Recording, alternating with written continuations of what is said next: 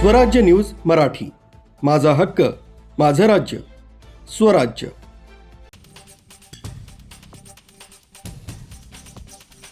पालघर जिल्ह्यातील अतिदुर्गम मोखाडा तालुक्यात एक अत्यंत संतापजनक घटना घडली।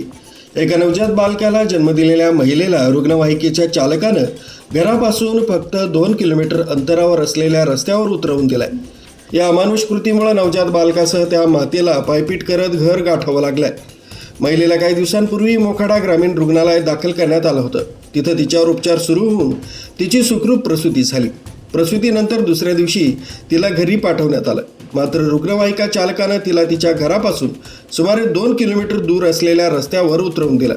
या नवजात बालकासह बाळंतीण महिलेला 2 किलोमीटरची पायपीट करत आपलं घर गाठावं लागलंय। रुग्णवाहिका चालकाच्या या अमानुष कृतीबद्दल नागरिकांमधून तीव्र संताप व्यक्त होतोय आणि त्याच्यावर कठोर कारवाई करण्याची मागणी केली जाते।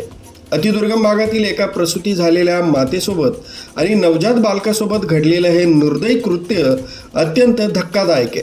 या संदर्भात रुग्णवाहिका चालकावर कारवाई होते का हे पाहणं देखील महत्त्वाचं ठरणार आहे। स्वाती शेलार, स्वराज्य न्यूज मराठी, पालघर।